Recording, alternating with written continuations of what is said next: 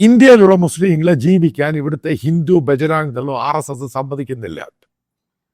അവരുടെ വീടുകൾ ഇടിച്ചു കളയുന്നു. കാരണം അവർക്ക് സ്വാതന്ത്ര്യം കൊടുക്കുന്നില്ല. അവരെ സെക്കൻഡ് സിറ്റിസണായിട്ട് കാണുന്നു. ഈ ബംഗ്ലാദേശ്, ആസാമിലെ ഇഷ്യൂ ഒക്കെ വലുതാണിത്. അവർ പറയുന്നത് അവരുടെ സഹോദരങ്ങളാണ്. അവര് ഈ രീതിയിലാണ് ഇന്ത്യ ട്രീറ്റ് ചെയ്യുന്ന. ഇന്ത്യക്കാരും വലിയൊരു ഭാഗത്തിനും ഞങ്ങൾ GCC രാജ്യങ്ങൾ, ഇസ്ലാമിക രാജ്യങ്ങൾ ജോലി കൊടുക്കുന്നു, അവർക്ക് ബിസിനസ് ചെയ്യുക. അവരുടെയും ചോദ്യത്തിന് പ്രസക്തി ഇല്ലേ? ഉണ്ട്.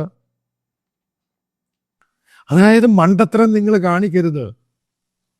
നിങ്ങൾ ഇന്ത്യയിൽ വന്ന് മോദി സ്തുതിയോ സംഘപരിവാർ സ്തുതിയോ പശുവോ ചാണകമോ കാളയോ മൂത്രമോ ഒക്കെ പറഞ്ഞു. പക്ഷെ ആ രാജ്യം, ഈ പറയുന്ന GCC രാജ്യങ്ങളിലും ഖത്തറും സൗദി UAE ആ രാജ്യങ്ങളിലൊക്കെ ജോലി ചെയ്യുന്നവര് ആ രാജ്യത്ത് നിലനിൽക്കുന്ന നിയമങ്ങൾ, ആ രാജ്യം എല്ലാം ഈ പറയുന്ന ഈ ജനാധിപത്യം എലക്റ്റഡ് അല്ല.